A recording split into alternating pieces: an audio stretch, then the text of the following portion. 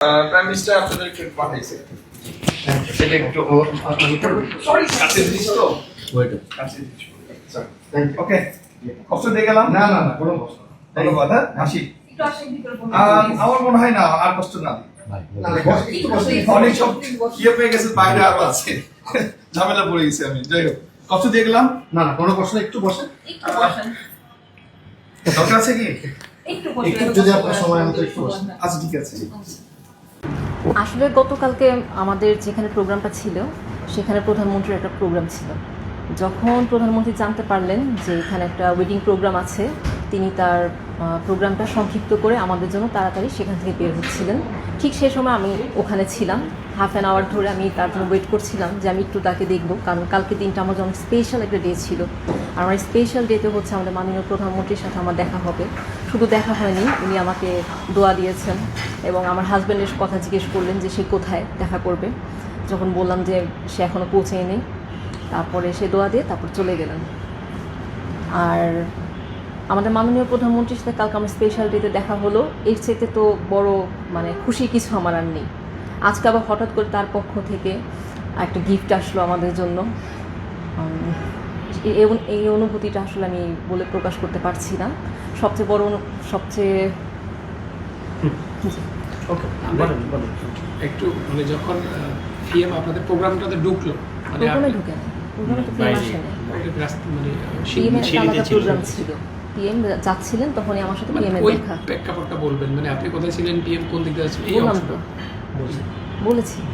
আচ্ছা, এখন ব্যাপারটা হলো যে এই যে প্রধানমন্ত্রী আসলেন এবং প্রধানমন্ত্রীর পক্ষ থেকে গিফট আসলো, ব্যতিক্রম কিছু মনে হয়েছে কিনা, বা আপনার ফ্রেন্ড সার্কেল কেউ এগুলো জিজ্ঞেস করেছে কিনা, বা এই দিক থেকে কেউ কিছু বলেছে কিনা যে প্রধানমন্ত্রীর সাথে সাক্ষাৎ হচ্ছে, বা প্রধানমন্ত্রীদেরকে কি বলেছে, এরকম কিছু বলেছে কিনা, এরকম কোনো বিষয় আসছে কিনা আপনার? বিয়ের মতো একটা স্পেশাল ডেতে একজন ফোনের সাথে একজন আমাদের দেশের প্রাইম মিনিস্টারের সাথে দেখা, এটাই তো সবচেয়ে বড় স্পেশাল জিনিস। এর থেকে তো বড় স্পেশাল হতে পারে না। ঠিক তার পরের দিনে আজকে আমার বাসায় তার পক্ষ থেকে একটা গিফট এসেছে। এখন সেটাও তো আরো অনেক বড় কিছু।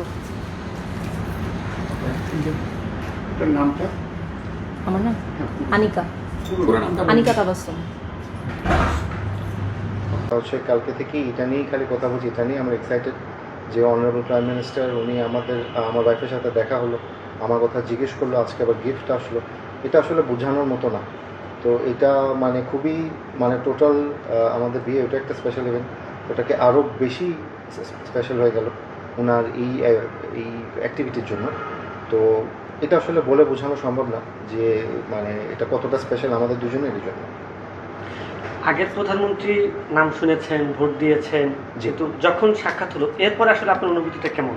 অনুভূতিটা আগে কেমন ছিল? বুঝিনি, আরেকবার বলবো। আগের প্রধানমন্ত্রী অনুভূতি যখন দেখেননি, যখন আপনার সাথে সাক্ষাৎ হয়নি, কখনো চিন্তা করেছেন কিনা যে তার সাথে? না, উনি সবসময় একটু খুবই হাম্বল মানুষ।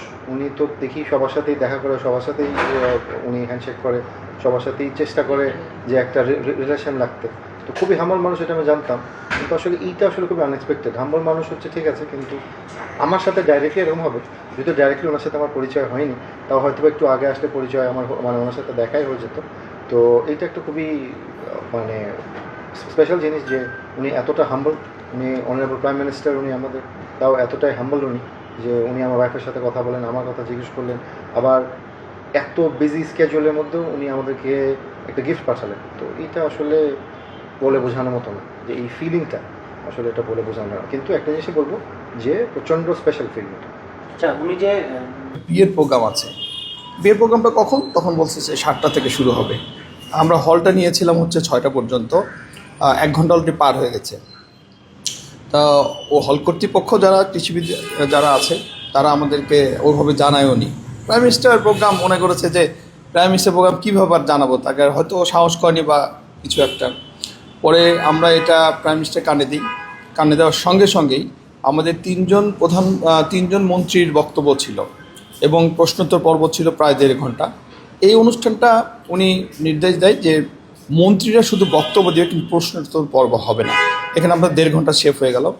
এটা হওয়ার পরে উনি তাড়াহুড়ো করে যখন নামতেছিলেন অনুষ্ঠান শেষ করে, যে একটা বিয়ের অনুষ্ঠান আছে, তখন পুত্র মানে নববধূ তখন ওখানে বধূ বেশে সেজে লিফটের নিচে দাঁড়ায় ছিল, এক্সিলিটারের নিচে সিঁড়ি দিয়ে নেওয়ার পরে ওনার সাথে দেখা হয়। দেখা হওয়ার পরে কী বলবে আর, যে দাঁড়ায় আছে, ও বিয়ের অনুষ্ঠান আমরা গেলে শুরু হবে, এই জন্য তাকে একটু দুঃখ প্রকাশ করে বলে যে আমাদের অনুষ্ঠান দেরি হয়ে গেল। এটা বলার পরে ওনারা তো মানে একজন প্রাইম মিনিস্টার তাকে দুঃখ প্রকাশ বা বলতেছে, তো উনি এটা শুনে ওনারা খুব হয়েছে। যাই হোক, এটা আবার অনলাইনে প্রচার হওয়ার পরে মাননীয় প্রধানমন্ত্রীর দৃষ্টিগোচর হয়েছে। হওয়ার পরে আজকে উনি আমাকে বলেছে যে যেহেতু একটা বিয়ের অনুষ্ঠান, তুমি একটা গিফট আমাদের পক্ষ থেকে দাও। সেই গিফটটাই দিয়ে গেলাম, আর সেটাই দিতে আসছি। আপনারা তো বাকিটা সব জানেন, এটাই।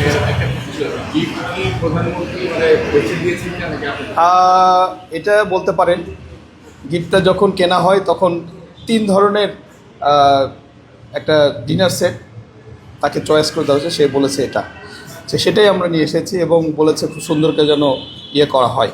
এবং এটার গিফটে কিন্তু আপনারা গায়ে দেখেছেন যে প্রাইম মিনিস্টার এবং তার ওয়াইফের নাম লেখা আছে, দুজনে মিলেই এটা পৌঁছে দিয়েছে, একটা জুবাইদা রহমান এবং জনাব তারেক রহমান।